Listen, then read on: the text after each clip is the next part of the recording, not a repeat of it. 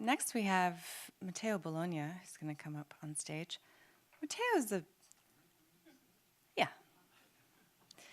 special person. He's also the chairman of the board to TDC and a celebrated designer in his own right, and actually one of my favorite friends. And he's going to be on this panel that we're going to have next, Brands and Custom Type. Thank you. Thank you. Yeah. Hello. I have no idea why I'm here. I'm supposed to arrive later, but it's okay.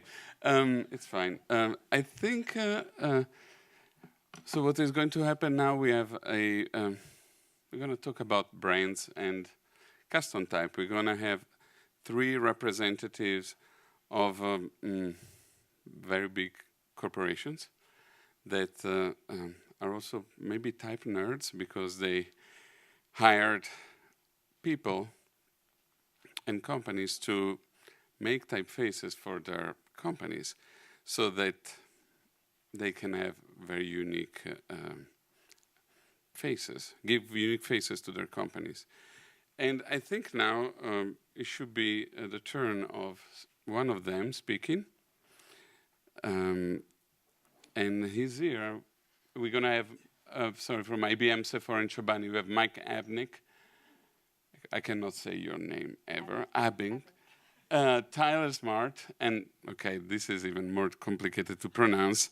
Leland, okay. And then there's going to be, after they present, there's going to be the type designers who designed the typefaces for this company. It's very convoluted, this presentation. I'm sorry. This introduction. I wasn't actually prepared. Thank you for this thing. Okay. And so we're going to sit. There's going to be, these chairs are going to be moved there.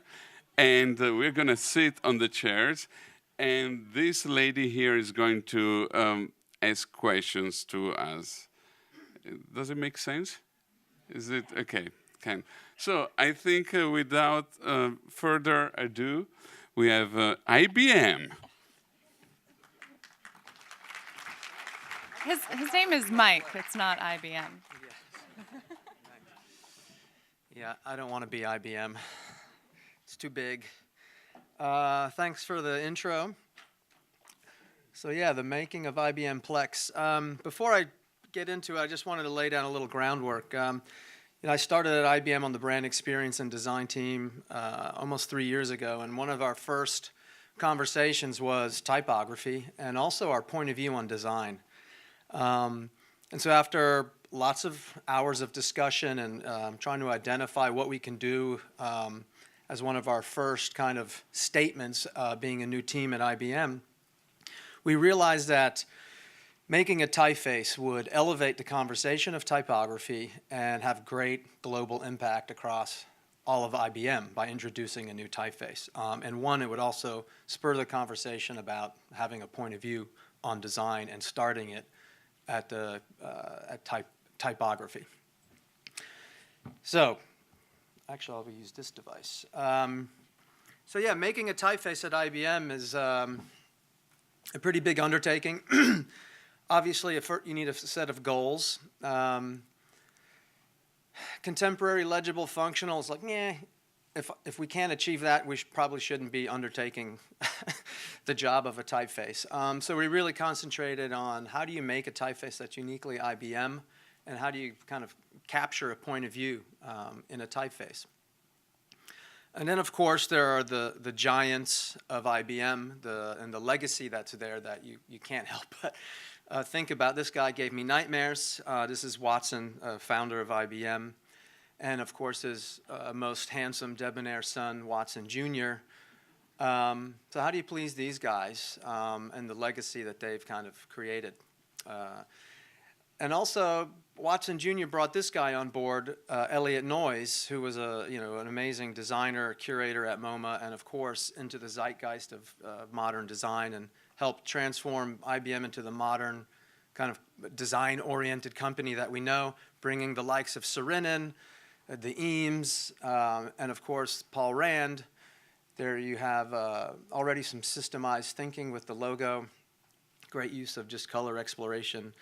But of course, there's the IBMer that we have to think about, and that's what I mentioned by scale and introducing a typeface at scale. It goes throughout the entire IBM company. We have 380,000 employees that would instantly have it. You know, we could, these days with technology, you could push it out to them overnight.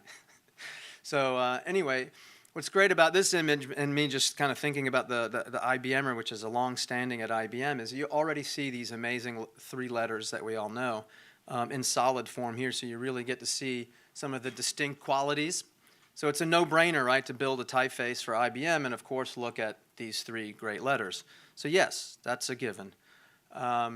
Great counter shapes as well. And, of course, there's the stripiness of the one we know today. And, of course, by doing that, would that make it innately IBM? Maybe, for those who recognize it. So that's one idea. Yeah, let's make a typeface born of the 8-bar. That makes it innately IBM. But really, there's a lot more to it than that, that we wanted to kind of help frame around our story, around how to make decisions for designing the typeface. So we've got a great typeface history. We introduced interchangeable type. Prior to the IBM Selectric typewriter, there was no choice for typefaces, right? You bought your typewriter, and it came with the type that was in the big giant metal arms clacking away, right? That was it. That was it. With the interchangeable type from the Selectric, we suddenly had a wealth of typefaces, some which you know. The first one there, Courier, is still on our system today. There's one of the designers, Bud Kettler, who did Courier at IBM.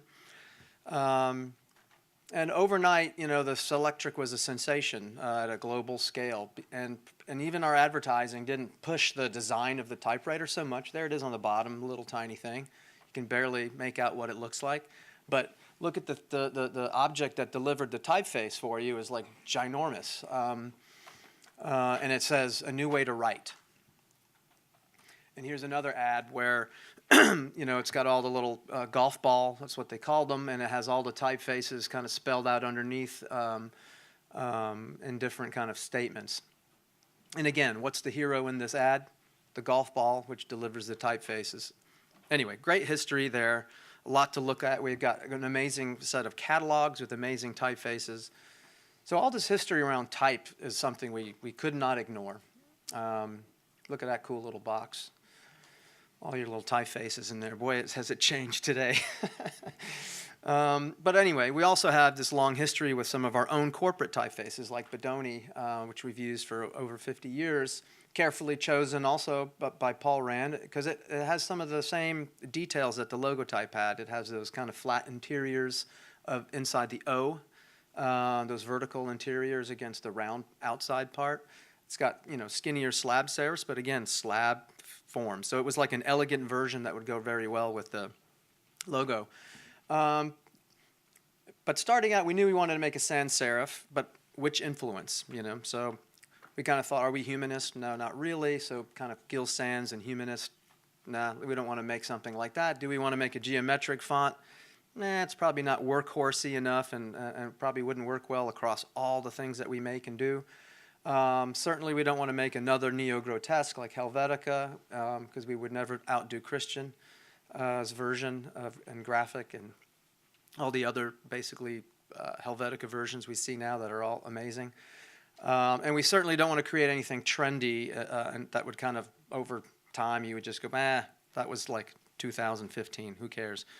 So we opted on the grotesque, which was born of the turn of the century for the most part, when IBM was born, and it still contained some other influences that we really liked. It gave us a kind of a touch of humanity, but also some rigor and some modern ideas. Gave us other little details like the angled terminals on the S and the double-decker G. Like, how cool is that? Let's soften our typeface up a little bit. And then there's this other theme at IBM that's always been around since the very beginning, basically, since we introduced the meat slicer, is this notion of man and machine. And we've always been at the kind of center of that discourse in everything we do, even, you know, all the way through having the System 360 mainframe and all the other technologies that we've done. Even in all of our advertising, basically, throughout history, we've always kind of pointed out this relationship between us mankind, and like how are we dealing with new technologies and the machines. Even today with Watson, our latest kind of artificial intelligence technology, Alex da Kid wrote a hit song using Watson, and I think it made #3 on the charts. So again, man and machine kind of coming together. And this is our latest kind of development. It's the quantum computer. We've basically hand-built it in upstate New York at the Research Center. Again, it's all about man and machine. So it's a great theme. So how does man and machine translate to making a typeface? Well, I kind of thought, well, it meant natural and engineered. It could mean timeless and distinct. So how do you take all of these factors I've just walked you through and start to kind of sketch it out into a typeface? Well, obviously IBM are some letters we probably would want to take a look at first. I always start with the A because I love that letter. But immediately, given the logo type, we gravitated toward those vertical interiors as kind of a significant moment. And of course, there's a little part of the IBM logo in the B that gets you that little round radius with the little 90-degree angle on the inside. And of course, we kind of check it out in italic, start exposing it into seeing where else those little details could live. And then exploring whether those details show up differently in an italic in different places. So here you can see kind of the N and the I kind of end with a little, that kind of slab-like thing, but it's not in the sand. So you're going to start to see these different relationships that happen.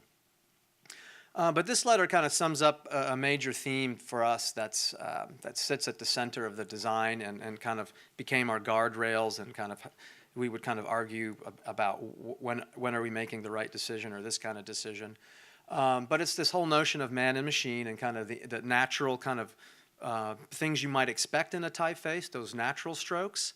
Again, something that felt very engineered or mechanical. And so the blue part kind of feels like a bent piece of metal or bent pipe. It just feels engineered versus, the white part of that feels very natural. It's like kind of very close to kind of how you would draw it with a brush.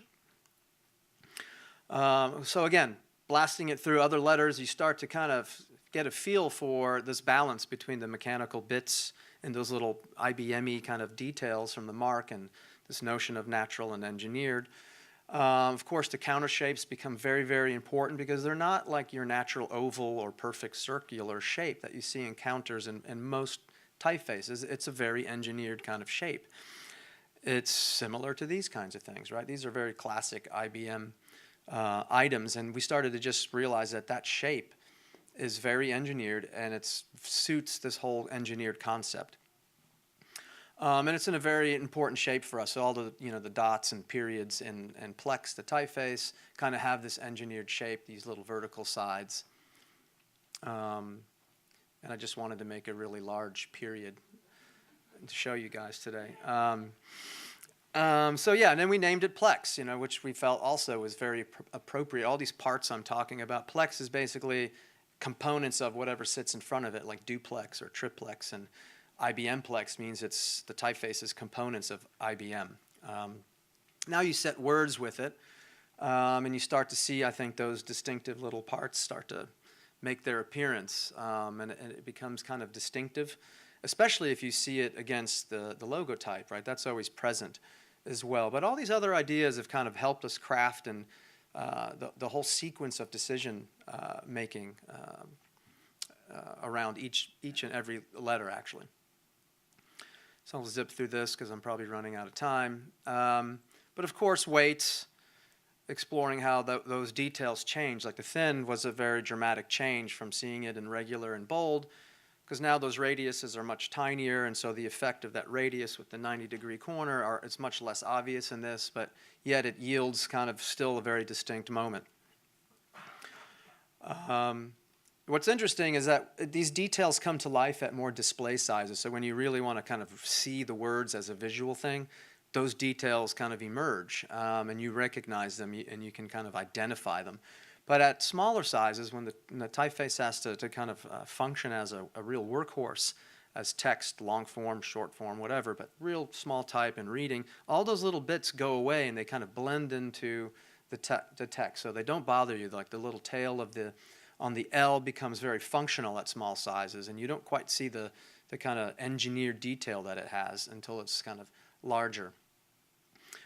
So that's a very interesting point. Of course, we have all the accents in it. We're making it global. That's Vietnamese. And early on, as we had betas, we snuck it out into some real events at IBM. So we let certain teams have it and use it, and to see if there was any particular feedback. And early on, we received very positive feedback that we would finally have our own typeface that kind of born of IBM. All these ideas that kind of related to our history and our legacy and our point of view about design. People really got supportive of that. And like our goal, it elevated a conversation around typography immediately, even in the beta phase. And here's our first event that it showed up with our keynote speaker, our CEO. And there it is right above her, IBM Plex. It's great to see. So we had a sans serif going, and we knew we needed something for developers. Again, speaking to the IBMer, we have tons of developers, thousands and thousands of them. Wouldn't it be cool if they were actually making and building and engineering with the typeface themselves? So we wanted to build something for developers, and again, we have a great history there. We've got all those typewriter fonts, which are monospaced, which is what coders use and developers use. So we have a lot to look at. We reference some great historical materials, and we landed on this italic 12, which we thought was an amazing italic typeface. And this is all it was. There wasn't a Roman version of it. You would use it. It was suggested to be used with Courier, but it was just this weird little italic typewriter font. But there's a lot of influence in that. So we sketched and we started to take what was happening in the sans serif, the Roman, and the italic, and say, well, let's express it more. We wanted the italic to even be more expressive of a sibling in the mono. So some sketches, and here's kind of where we landed, right? So we started with the mono italic first because we wanted that to be kind of the expressive sibling to the sans serif. So it still has all the same parts, but because of that influence from that italic 12, we really kind of overexpressed everything, like you see in the Z. And so here's kind of where we landed with that. It has a different kind of expression than the sans serif, and we liked that. We wanted them to have contrast between each other. Of course, playing around with all the weights. And then we jumped into the Roman version of the mono, and it's easier to get to that. It's basically Plex sans, but some letters are more condensed and some are more extended, and kind of stretching out slabs and things like that to fill out that space. I'll skip through that. So our first phase was to get to a sans serif and get to a monospace in 8 weights. So there it is. And of course, it needed to be global, so we started to get into like, well, what's the depth of this typeface going to be? Are we going to do Chinese, Korean, Thai, the Hindi languages? So the answer is yes to that. But before we could do that, we wanted a condensed, so we quickly made a condensed version. And by the way, this is all open source project, so you can download Plex as soon as you leave this building. Or maybe some of you nerds have your laptops now. You might be able to download it right now as I'm talking. So then we decided we have to have a serif as well. So the hybrid of the third kind, I called it. So we had sans serif, but we also had this amazing Bodoni typeface that we've been using for 50 years, and Jansen, in fact, for also about 50 years.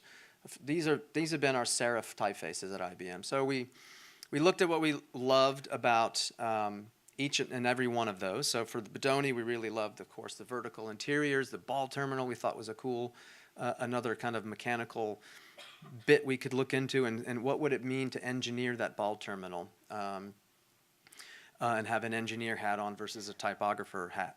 Of course, it's got slab serifs, which makes sense. The Jansen had some nice humanistic qualities that we wanted to kind of build in. We didn't want to make a Bodoni either. And we didn't want to make like an old style or transitional kind of typeface like Jansen. It really needed to be some new funky hybrid. But Jensen has these amazing italics as well, very condensed and also slanted. So we were like, that could be interesting for the italic. So give the serif italic another chance to be very expressive. But the one thing that kind of binds them all together is the skeleton that sits inside all of them. And of course, we use pixels in this kind of the best way to use pixels for anti-aliasing to kind of get to what angles the italics would be. So that was kind of predetermined for us by using the kind of the best approach. So there you have them kind of layered.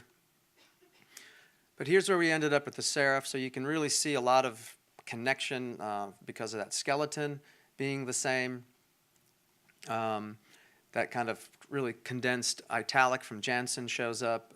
The ball terminals show up from Bodoni. And some of the, it's this kind of weird hybrid of some Bodoni and Jensen kind of, the way the kind of strokes work and the contrast. And of course, we did all the weights. And of course, testing it to make sure it works in small sizes. And again, even with the serif, those little details, those little designy bits, engineered bits that we call them, kind of fade away and become actually very purposeful and very useful for reading. But yeah, so one of the interesting things for us is, I also had some partners come on board at one time, Bold Monday, to help kind of extend this and refine it and just keep pushing on it. And we really had this constant conversation about when to be analyzing and making decisions that a type designer would make versus what are moments that we would be basically trying to think and emulate the way an engineer would look at something. So we would repeat parts. That's too round and beautiful and natural. Like, let's make it engineered. What would that mean to kind of put it on a grid and kind of do it? So it's this combination of being very natural and fluid as a type designer and the decisions you make there, coupled and balanced with kind of overthinking it and over-rationalizing or maybe over-engineering. And having that come together, I think, is the key to the whole typeface. So here you can see kind of the sans serif on the top, the monospace in the middle, and the serif. That's the Roman. And you can see that the italics each have their own, like, I don't know, I like to say they have their own distinct kind of character. They're like siblings in a family that, from afar they look alike, they kind of have similar behaviors, but really they are completely different characters once you put a few beers in them and you see that the siblings have their, like, one sibling's completely into punk rock, the other one's into classical, yet they're brothers or sisters. And so what does that mean for a typeface? There's the bold weights, italic.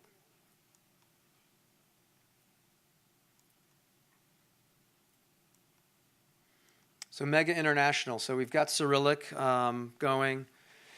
That's, past it. We have a sans and a serif. And by the way, we have the monospace also in Cyrillic. Just, I think Bold Monday guys wanted to do that. So they went for it. I think it was a great idea. The italic is beautiful.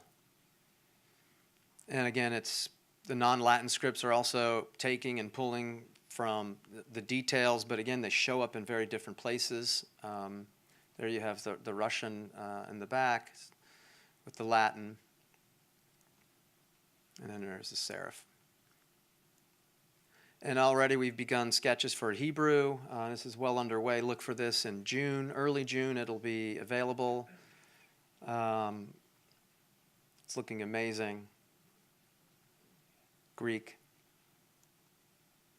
We've got the Devanagari started. And there's the lineup. So for 2018, we're hoping to complete the left column there. Arabic has begun as well. It's looking amazing. We're about to kick off Thai, and then for next year, we have the column on the left. So it's going to be a big family. But one thing before I go is just showing it in practice. Well, one, you can go to the IBM logo store and get some handy merchandise if you want to roam around with some Plex stuff. But we're developing the rest of the IBM system around the typeface as well, right? So here we have icons that are completely kind of looking to the typeface for inspiration. So we're taking some of those little man and machine details and pulling them into the icon system as well so that they have this nice relationship. It's going to live in every product we make, every digital experience. We have thousands of user interfaces that we make around the world. So Plex is going to be in all of them. So we're affecting not just the typeface, but we're also designing the entire visual kind of system in a kind of new codified point of view for design at IBM. And Plex plays a major, major role in that. So here's just an animation of one of our recent prototypes of an interface. And we're of course, I'm trying to make big type as much as possible in these little interfaces. Everything tends to be tiny, so I keep hammering people, make it bigger, make it bigger. See Plex, use Plex. What else? So yeah, it's across all of our digital stuff. But even we're making a new shell for the quantum computer, and it's called IBM Q. And so even just that little IBM Q on there is Plex. More interface stuff, websites, even our logotypes and our little badges and all of our kind of lockups and things like that are using Plex. Saw that already. And that's it.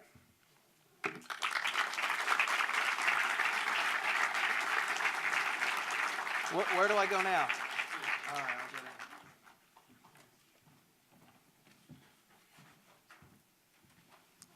All right, so my name's Tyler Smart. I'm the Senior Creative Director at Sephora. And I'm excited to be here today to talk about the importance of custom typography in the Sephora brand. So at Sephora, we have a simple brand positioning, which is to help our clients to create their own best personal beauty. So in order to bring this to life, the brand really needed to reflect this idea and thinking. So about 4 years ago, we began to relook at our identity to make this possible. And typography was a really important part in this. So I'd like to start by just showing a sampling of the old look. So at Sephora, we create a multitude of campaigns every year, each with a different business objective. And the previous approach was really to lean into each one uniquely and create, unique typography and imagery per campaign. This resulted in a lot of confusion for the client and a big disconnect. As you can see, typography is kind of all over the place, and you don't really know who the message is actually coming from. Same could be said for our logos. So these were designed over 20 years by many different teams, and there was really no unifying vision to create them. So needless to say, we were in need of a new typographic system, something that was distinctive and unified that could actually help the brand. So we enlisted Matteo to help us develop 4 custom typefaces that could actually help express our brand positioning. So the first I'd like to share with you is, well, first quickly, to talk about the logo. We actually didn't update the logo in this exercise as it was just going to be too complex for a global brand. So we kept the logo the same, but we designed custom typefaces to actually support the logo in the right way. So the first to introduce is what we call the Sephora Serif. So we wanted this to be rooted in fashion and beauty. So we looked to the Didots and Caslons of the world that we all know and associate with those industries. But we wanted it also to have a friendly and approachable quality that would connect back to our brand positioning. So we love how this turned out. It's really become the backbone of our Sephora typographic system. And we created it in 4 weights: light, book, medium, and bold, plus italics as well. So in addition to a core serif that really talks about who we are, we wanted to have something that was more utilitarian, more functional, and could speak to the client from a more informational level. So we created the Sephora Sans. With over 400 plus brick and mortar stores, plus a strong online presence, we really had a need for a very functional typeface. So something that could be used for point of sale, for price strips, for site copy, etc.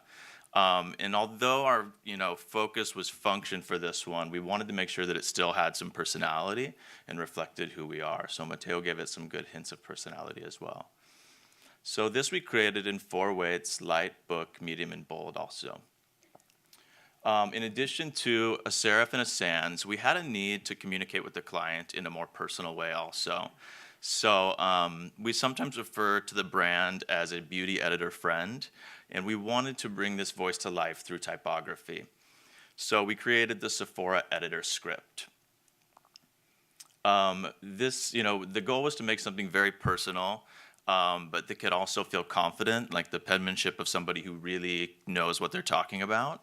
So in creating something so personal, it was important for us that it actually felt real and like it was actually being written and not just a typesetting. So Matteo devised this great system where the letter forms actually automatically transition to make sense based on the words that are being typed in a very natural way. So pretty cool. And I want to talk a little bit about our in-house brand Sephora collection as well. So this has its own unique brand positioning. It's a younger, more entry-level beauty client, and so we wanted to design a custom script for this brand specifically. So what we were really looking for here was something that was a little bit more youthful, a little bit more spontaneous in nature. Our editorial team actually created a unique voice for Sephora collection that's much more conversational in tone, so we wanted to create a typeface that could actually support that. So we love how this one turned out. Also gave it the same natural functionality so that it actually makes sense when it's typed.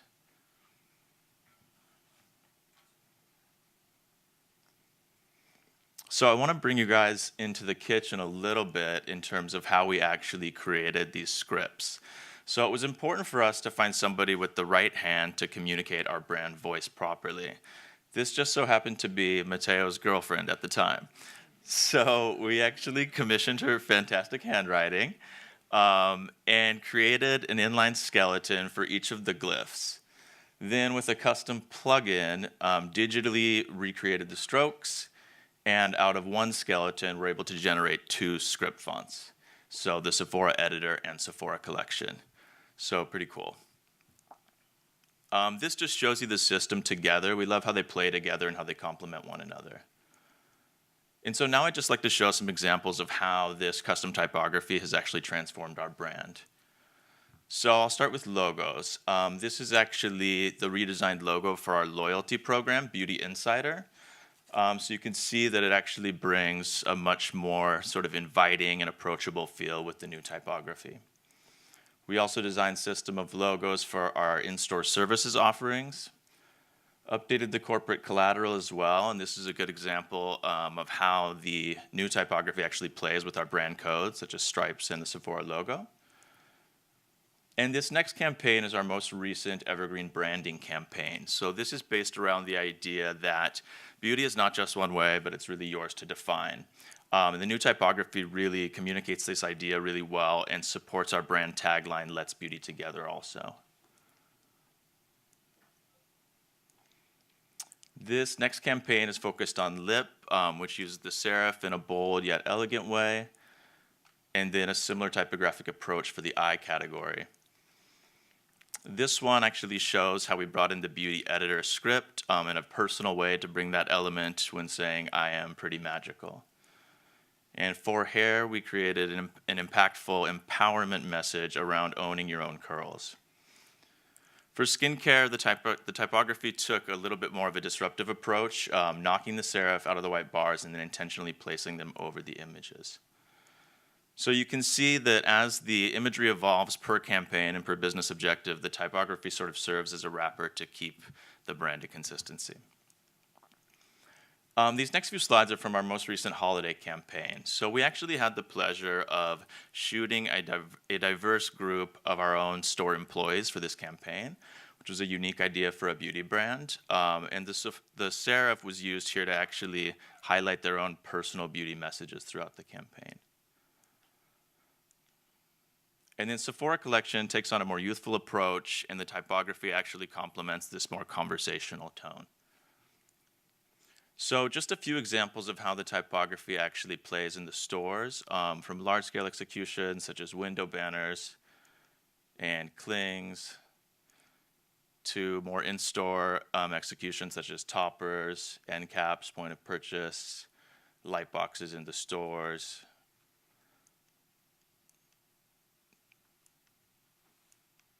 Oop, too fast. And our beauty studios as well. And so the typefaces also play really well in printed collateral. They actually bring an elevation to the product copy, and with beautifully designed numbers, even promotional offerings look good.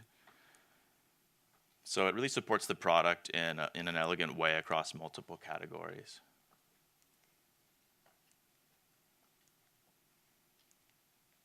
And then we created web versions of the 4 typefaces as well. This is to ensure that we keep the brand consistency across, multiple digital platforms from desktop to mobile and social media as well. So for us, a custom, typographic system has been so important in the transformation of our brand, and really the step in the right direction to help express our brand positioning to the client in the right way. Thank you.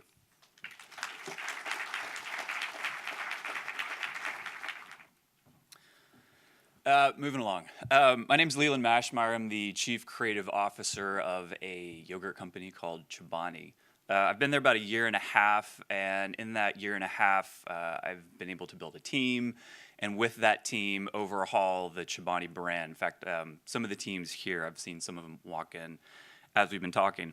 The big challenge with Chobani was this company had so many good things going for it, but it took about an hour and 15 minutes to explain to anyone what the company was about.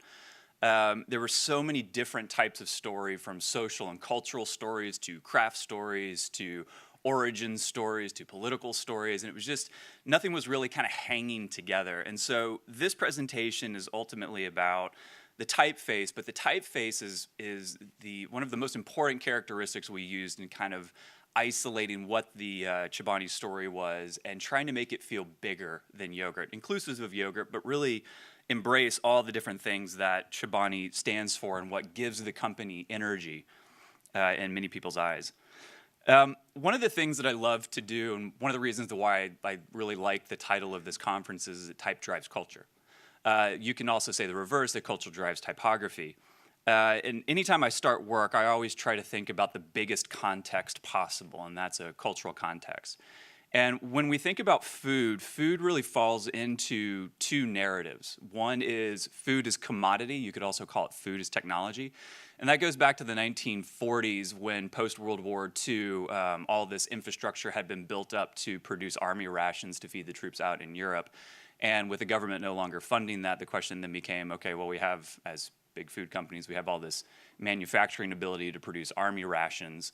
What do we do with it now? So they changed the packaging and sold it to consumers. So most of the stuff we eat today are actually army rations. That's where the history comes from. It's all made to be fast eating, just dense nutrition, cheap and affordable. The shelf life is actually the equivalent of being able to put it in your rucksack and eat it like 3 weeks later and have it still taste good. So all the DNA goes back to army rations.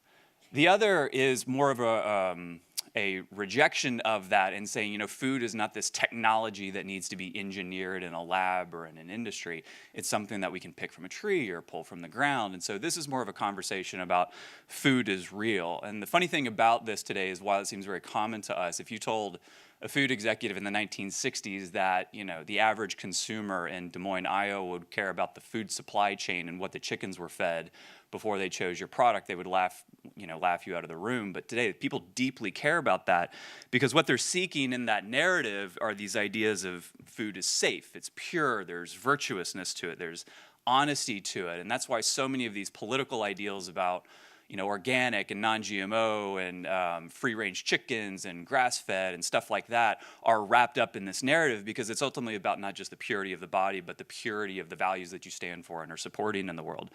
And so both of these narratives are a big part of food culture. And many people think that Chobani kind of emerged in this one on the far right, food is real, because so much of our product is very simple ingredients. We try to keep the recipes very simple. It's an old craft, old world Turkish recipe for the yogurt. But it never quite sat with me, because that wouldn't explain the energy that people had around the company. I mean, after all, it's yogurt, and there's lots of yogurt companies that make a very similar type of food based on the same type of ethos and narrative. But there was something else around Chobani. So I kept digging. And the thing that I became very fascinated with was that there was this other narrative around food, where food was powerful, it was transformative. I mean, we see it in everything from ancient cultures like the Aztecs. The warriors would drink chocolate before they went into battle, believing that it gave them like super strength to fight the enemy, to, you know, growing up and watching Popeye, to we see it in our religions with transubstantiation. We even see it in our video games where we eat mushrooms and grow really big.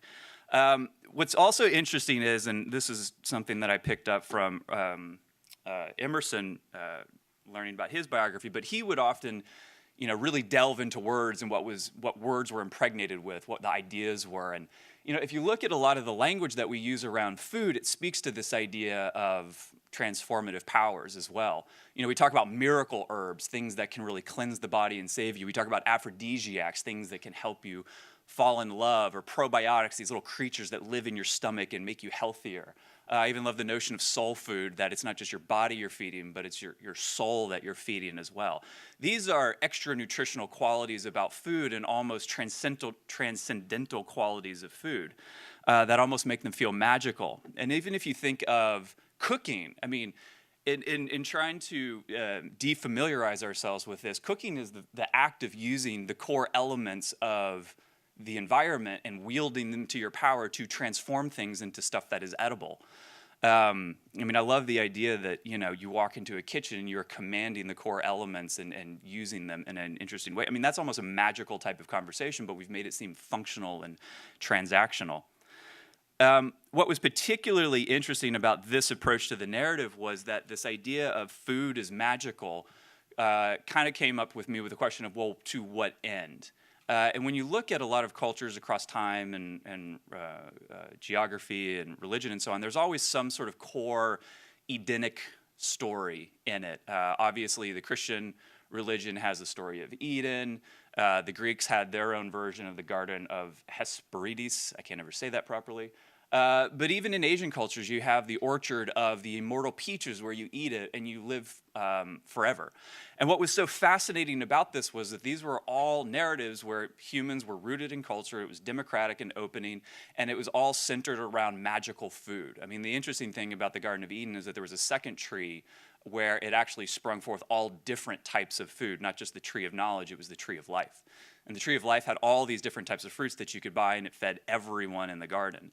And so this idea that food can be transformative and it can create these Edenic experiences was a very powerful idea, and it kind of started to make me think that, well, is Eden really a physical place on Earth, even though over the centuries we've all been looking for Eden on Earth in some way? Or is Eden just where really good natural food is and nourishes us and brings us pleasure? And that's where Eden is. And all of a sudden, that started to concretize a bit of what the narrative of Chobani was. Now, after months of digging, I finally got out of our founder, Hamdi, that he actually grew up in the Munzur Valley in Turkey. Now, what's particularly interesting about this is actually considered a geographic Eden, a place where that is surrounded by sun-scorched, jagged rocks, and in the center of this valley is this beautiful, lush land that is just teeming with flora and fauna, and there is no shortage of food everywhere.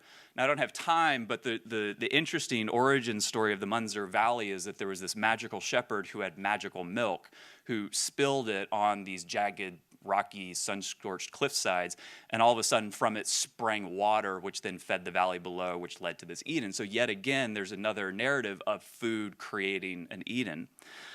Now, the interesting thing about this was I didn't want to have a hour-long, 15-minute conversation with people explaining all this history. So we needed some really interesting way to kind of capture this, because so much of this was fantastical, so much of this was magical, so much of this was about trying to find something better on the other end of good food.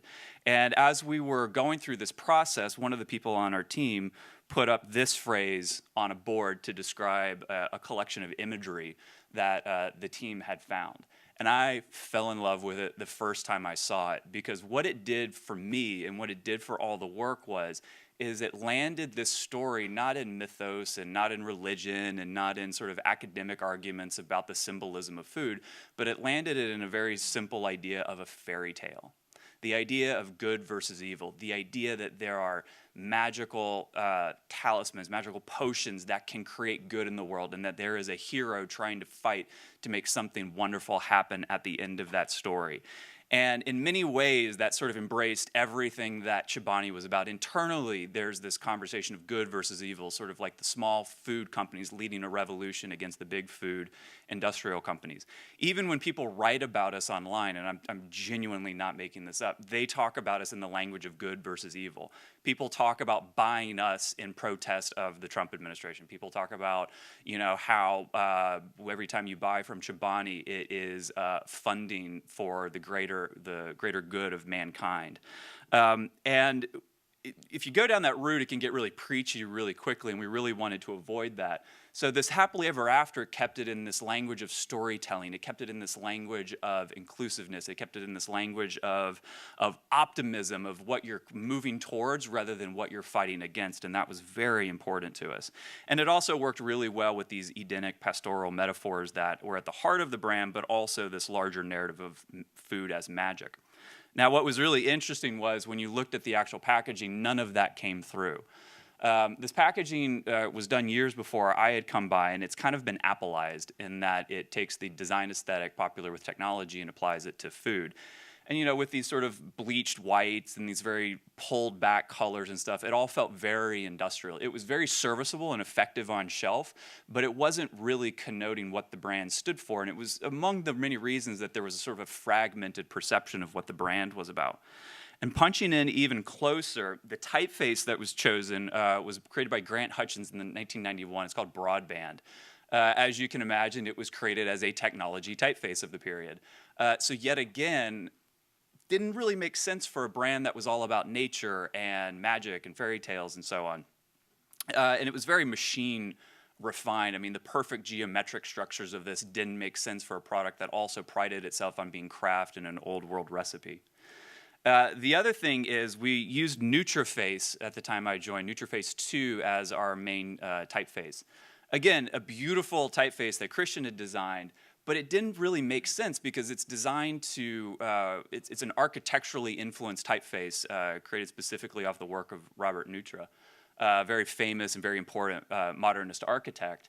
And the first time I saw it, I kept thinking, why are we using an architectural typeface on a yogurt brand? It didn't make any sense to me. I mean, it was clean and aesthetic and modern, but it didn't have any of the qualities of the food. And especially when you put this over beautiful, golden lit pictures of pastures and food that's been broken up into its ingredients, put on a farm to table type of photography setting, it was just very jarring. It would always kind of give me a tick every time I would look at that combination.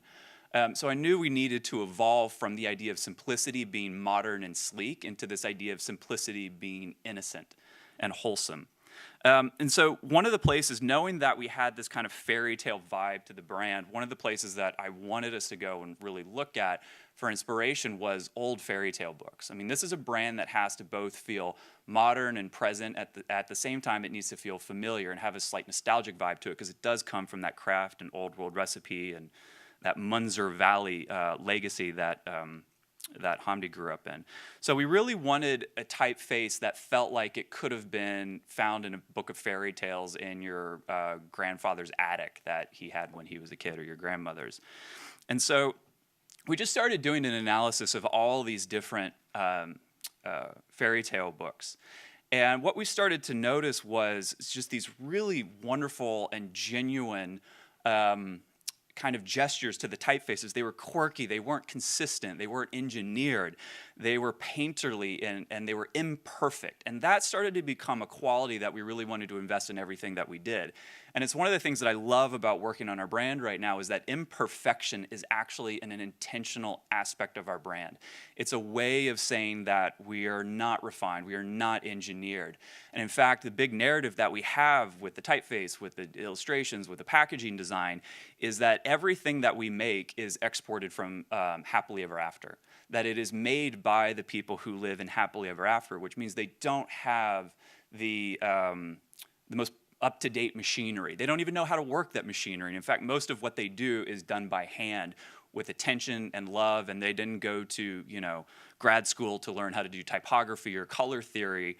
And so they just start making stuff that they think is beautiful. And so one of the first typeface that we made was with Burton Haseby. Am I saying that right? Haseby. I always get it wrong.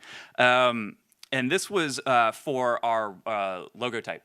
So the thing here was that it was modeled after Times New Roman. We started there. We wanted to start with a very democratic face that everyone had. But at the same time, we wanted to bring in a softer quality to it. I mean, the food, after all, is viscous. It is a warm and friendly brand. And we wanted to make sure that all of those qualities were coming through. And in fact, when we executed this and it launched, someone told me that our typeface for the logo type felt like a hug, which frankly couldn't have been a more apt description of what we were doing.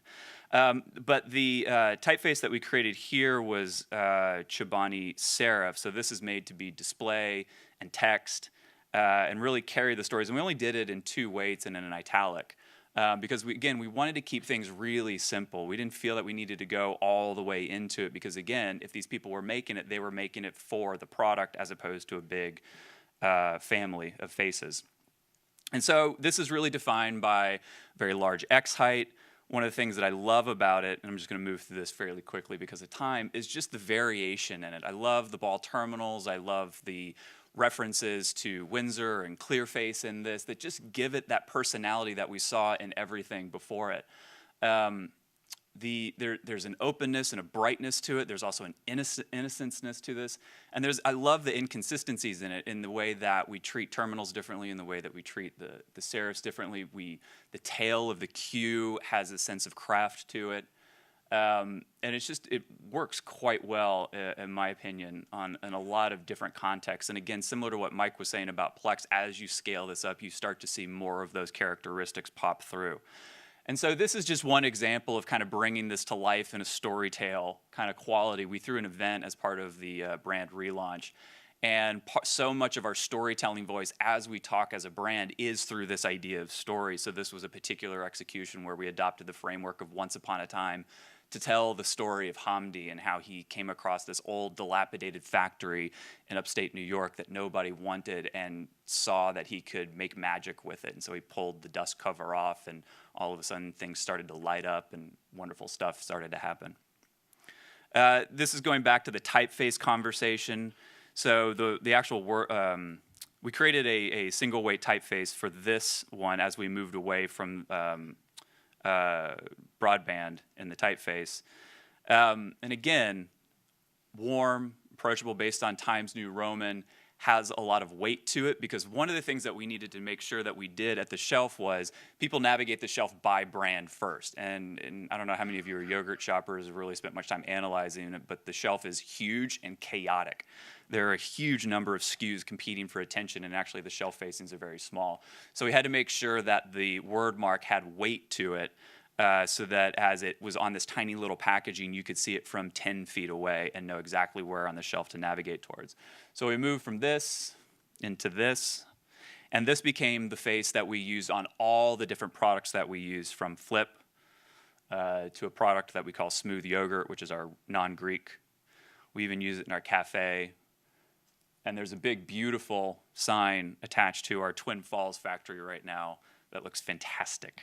Twin Falls is very flat in Idaho, so you see this from very, very far away.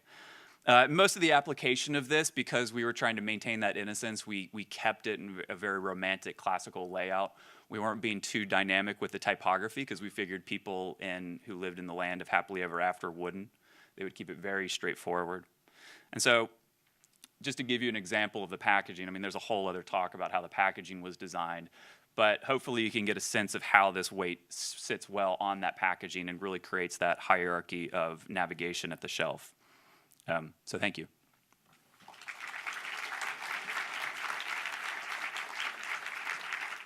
So you heard from all of them. This is Christian Schwartz. He's a partner in commercial type, type founder here in New York City. So he's going to be on the panel also as a maker of type for brands. So let's get started. We only have a few minutes for this panel, but I have tons of questions. My first one was, Lee, obviously the first consideration for you was how this is going to work on packaging. That was kind of your primary medium to think about. But what about the rest of you? I was wondering about this with you, Mike. What was kind of your first go-to medium in your mind for how this typeface was going to have to roll out? Yeah, it's a great question. I think We had to look at everything. Kind of that was kind of, the initial response was, man, we're making a typeface for IBM, which is involved in any medium possible known to man, from even old gnarly platforms that exist in small countries to the fancy iPhones, and we're at events. So that's why we kind of put it out there early on in some events, and we printed it. We saw it in some early devices, and but yeah, it had to really work across all mediums. That sucks. Yeah.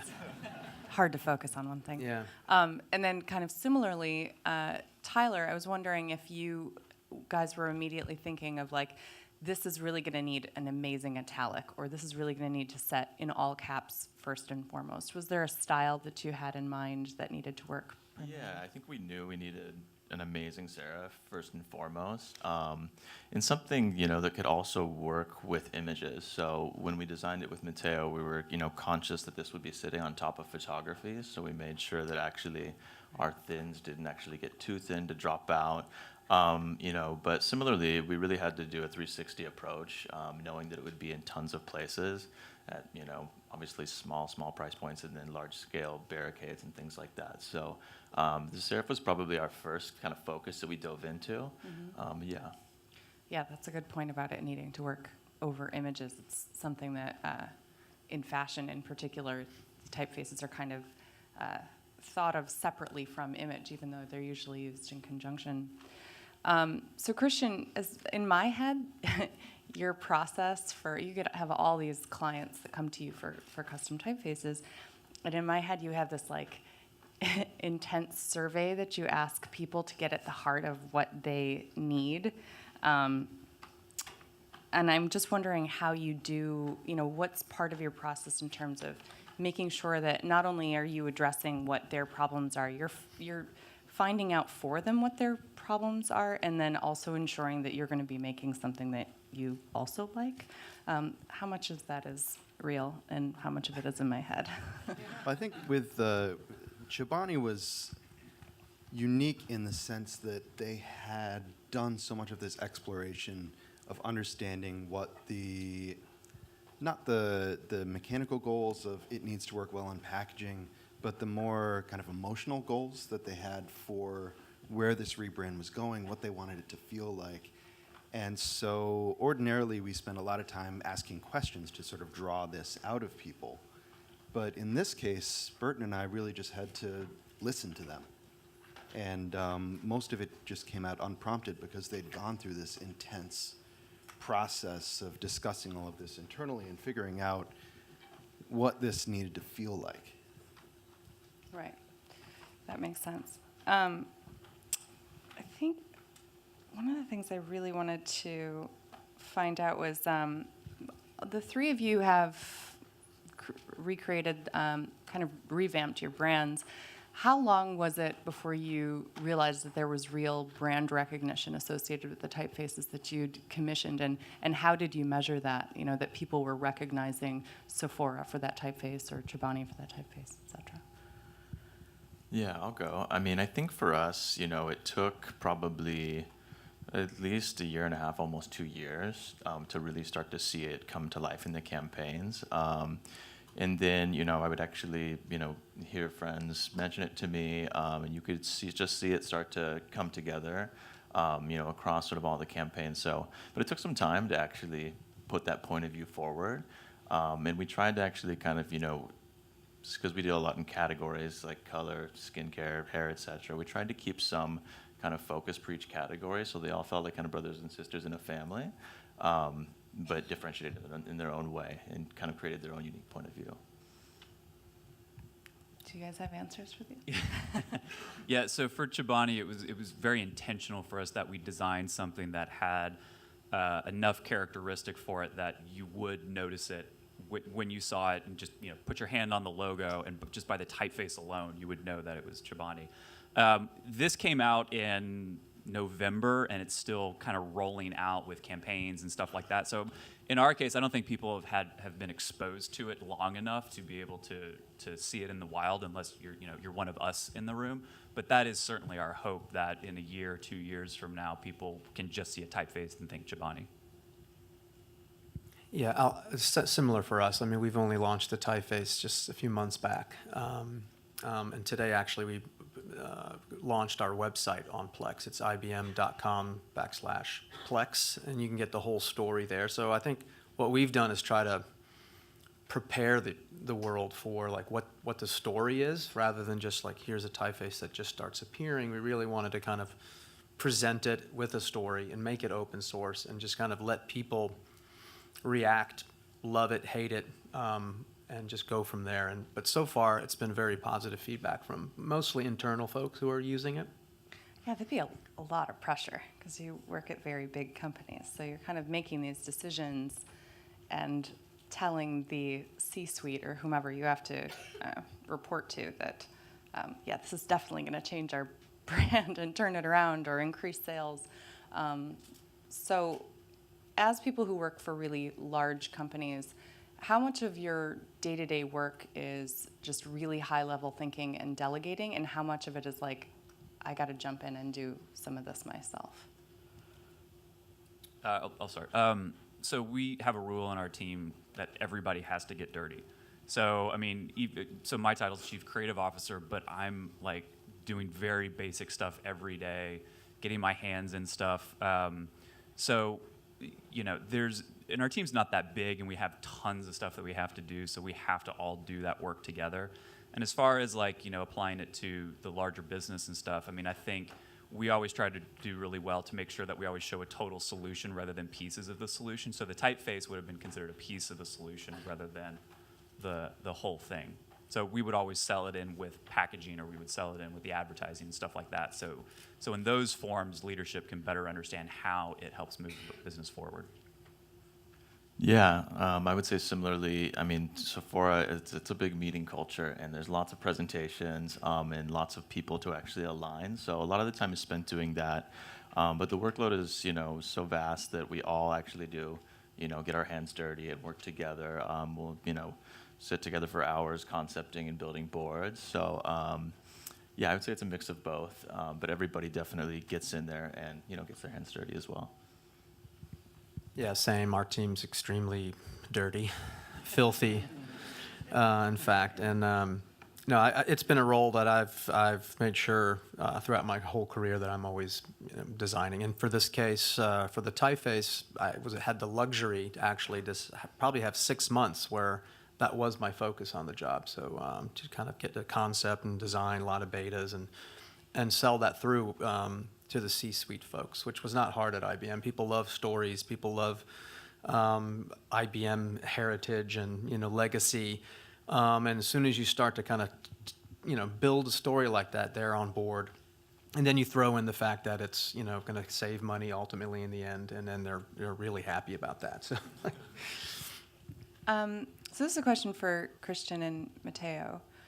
How much of this process, when you're getting commissioned to make typefaces, can you tell us a little bit about how you navigate your immense historical expertise and trying to relay why and how you make certain typographic decisions to your clients who, you know, I imagine most of them know something about type, but how much are you kind of having to distill into more pointed questions so that you're not just kind of laying out the history of type? Matteo? That was more a question for Christian. Just kidding. Okay, I don't know. Like in the Sephora project, there were very important technical considerations, like how do we use. They've been using Dido-like typefaces forever, which I personally hate. I despise because they're used all the time for the same kind of industry.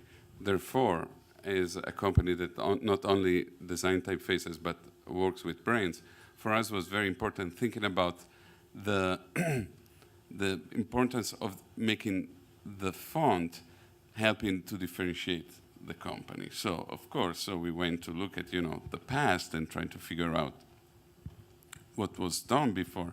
and looking at the point of failure and the use of certain typefaces and how to help the typeface to really tell the story of the brand. So technical and at the same time a story that helps the brand.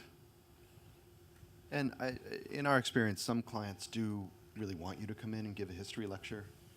That's sort of part of what they're paying for in commissioning the typeface. And I think some of that has to do with wanting to feel like, here's all this history, and here you are as the culmination of it. I think in this case, we didn't want to go too deep into any of that because the reason why certain terminals looked a certain way at certain times wasn't really important to the project. It was much more about what felt right for that sort of idea of storytelling and the fairy tale and happily ever after. And it's interesting, sometimes it's much more about sort of the narrative that goes into it, but in this case it was much more about the application. And so we started with 4 sketches, and we had narrowed it down to 2. And a big part of the discussion from that point was that they both worked equally well on ads and in packaging and anywhere that they were being tried out in the layouts. And when we started talking about, well, how would they animate?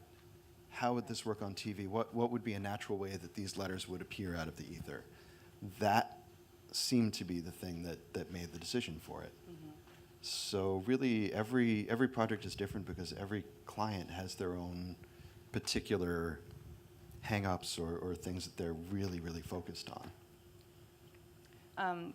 That's interesting that you're talking about the culmination of history, because I wonder, you're all very accomplished, and 3 of you work for very large corporate clients, and I wonder how much of your design thinking goes a little more academic in your approach. I mean, do you think kind of about the chapters of design and where your work might fall into today? Are you thinking about modernism and postmodernism and where we're at right now? And do you feel a sense of responsibility for what work you're putting out there and where that might lie in the design canon? Not to make it sound like too self-important, but I'm interested in that part of it. I can jump in on that one since that's been top of mind for us. When most of you probably think of IBM, you're thinking of the era of the giants, right? Paul Rand, Seren, and Elliot Noyes, and that was a time of great curation. Those guys were people who helped define modern design, and they're amazing. We still talk about them. But since then, we've gone into making software. And thousands of different iterations of that, and design has been, democratized to people who don't, shouldn't be making kind of design decisions. And so we've been talking a lot about what's our point of view then, and how can we, as the brand team, kind of create a platform or a way to talk about design that can kind of bring back that rigor, bring back kind of purpose to design, and kind of unify people who are, responsible for making design. And shouldn't that be our responsibility as IBM to kind of have some opinion around that and make it easy for IBMers to kind of think about design and then implement it in the right way? So that's kind of top of mind for us. And how do you go about doing that? Of course, a design system is part of that, but you got to have a design philosophy first. So we've been kind of codifying what we think IBM's design philosophy is now. That we're very different than we were, 50, 30 years ago. So yeah, that's everyday conversation. In my case, I'm super academic with stuff. Anyone on my team knows I'm overwrought in my thinking about design history and stuff and what we do. But for me, it's really important because I think we're all drawing upon influences from whatever we do, whether consciously or subconsciously. And I personally think it's really important to know the ideas that went into that initial work and that culture that emerged around it and what its ideas were. Because if you don't know those ideas, then you're not going to apply it properly. Because it's never about the form, it's about the ideas behind the form. And we're not in the game of just copying what came before us, but being inspired by it and influencing it. And so much of that is about taking those energies and the ideas from which those forms emerge and then trying to find a honorable but yet new way of expressing them. And so I can't begin design until I know what is the story that I'm telling and then what's the design culture that I'm drawing upon. And in the case of Chobani, knowing that we wanted to tell this story of happily ever after and knowing that we wanted to be very conscious in how we were bringing design to food, I went deep into trying to figure out what era of design or art that we wanted to draw energies from. And we ended up landing on this idea of folk art, particularly folk art from the mid-Atlantic in the late 19th century. Even more specifically, quilt artwork and textile artwork. We loved how naive it was. We loved the natural color patterns. We loved the imperfections of it. We loved the storytelling in it. And all of a sudden, we felt that we could take that vibe and apply it to food, not just in a mechanical way, but also in a way that beautifies food and makes food enchanting, because in so many ways, food, because of that army ration DNA that's at the heart of all mass-produced food, is something that has denuded food of what makes it wonderful. I mean, we eat to just get nutrition in our bodies sometimes, and it's kind of made us see food as just this uninteresting object. And Chobani, in many ways, and articulated and unarticulated, wants to change that. So design and art direction and presentation and the narratives around food are deeply important to the culture of food and the visual language of food, to make people think about food differently. So we were very conscious of it in that sense, but all references came from periods of time before us so that we could piece together a new language of magic that was familiar but yet new at the same time. And just the last point, for instance, with our photography, we were inspired by 1960s Kodachrome or Ektachrome photography, because the way it kind of created this kind of sparkly feel over everything it shot and kind of created these light halos around stuff, and everything was super saturated and almost slightly surreal. So yeah, I mean, we couldn't have come up with what we did without knowing that history to then achieve the impact that we wanted on the industry. Yeah, I would say similarly. I mean, we're always looking back at the history of beauty and Sephora in particular, even back to our French roots, and seeing what we can learn from that and how we can kind of, play it forward. I think what we really try to do from a branding standpoint is see where beauty can evolve to in sort of this modern era. And so things like casting are really important to us. Some of the things that I had up on the screen were really around these, very different, unique types of casting, actually casting real people, which is starting to become much more prevalent. But I think having a point of view on, what that is and how to bring that modern voice kind of rooted in our history is sort of our approach. That's actually a great segue to my last question, which is a little more sensitive, I think. This is 2018, and you're all accomplished white dudes. And I wonder how... Are we applauding white dudes? I don't know. I know.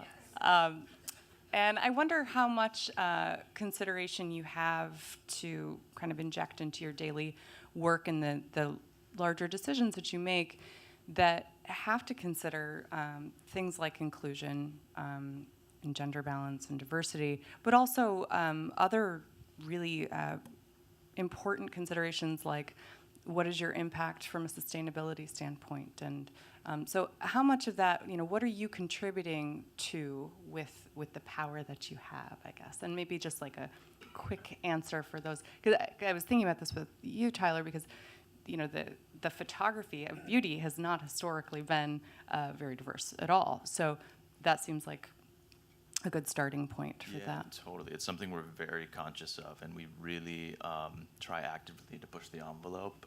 So we've been, over the last 3 or 4 years, really pushing our casting. I mean, for our holiday campaign 2 years ago, we shot Carmen de la Orfice, who is an 80-year-old model. We've shot men and women in our campaigns. Ashley Graham, who's a plus-size model. And then with this, holiday campaign, we actually shot lots of different, a very diverse kind of group. So we really, that's top of mind for us. And we know that the world has changed and is changing. And as a beauty brand, we have a responsibility to actually represent, the world around us. So. Awesome.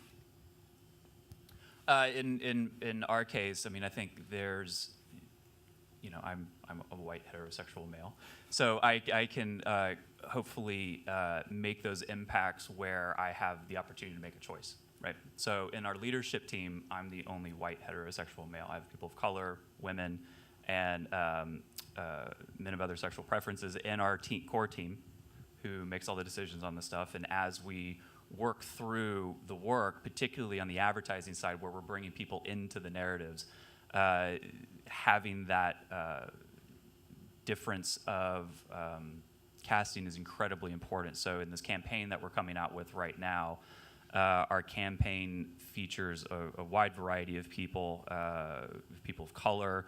We have a Hispanic woman who plays an astronaut in a very kind of big 60-minute epic film that we're doing.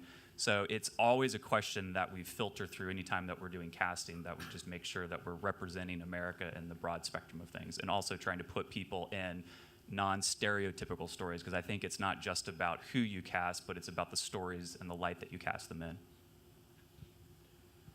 Yeah, I mean, for IBM, it's a major issue, I think, because it's an engineering company. We make software these days, and there's a lot of white dudes, no doubt. So it's an ongoing topic, kind of throughout IBM, to just kind of, how do we increase that opportunity for women? Our CEO is a woman, so it's top of mind for her, of course. On our team directly, I mean, it's a lot of women on our team. And our boss is a woman as well. So I think it's always on our mind to kind of make sure that the women on our team are are set up for the most success as possible as well. It's like we're always trying to figure out, and we're a unified team. We show up together. That's another way we like to do it. We every meeting we have, every presentation, kind of the whole team is there, and it's like half women, half guys, and we come in full force. Do Type we need to designers have to answer? think Type about this designers? Yes. We care a lot about diversity, and that's why we mix sans serif with didons. I was going to and exempt you from sometimes this some question. scripts. Sorry, I had to be an idiot. Okay, need to light up the moment. Yes, of course. As much as we can have a saying with our clients, whatever we do, we try to make this. It's kind of like important, but it's kind of like should be like probably not something that needs to be discussed. Should just happen, and it doesn't. I mean, people don't necessarily think so much about typefaces as a thing that exists, let alone the people that are somewhere making them, and who those people are. But we have a racially diverse design team, and at least with Commercial Type, we've tried to provide a platform to get people's work out who are not just white heterosexual males, of which we have two. There's Paul, my business partner, and our font technician. And then there's all the rest of us. Well, I've also noticed. Oh, and there's Tim. Sorry, Tim. And Tim. We have white iron design staff as well. Well, you now. also take the opportunities, I mean, that I've noticed that you have, like, in changing narratives that where you can, like in the graphic piece that you did that resembles standards manuals from the 60s, but instead of that line art being the white man coming out of this very sterile office, it's a African-American woman. So you're making these little strides to kind of show this inverse of it, which I appreciate. Okay, we're done. Fantastic.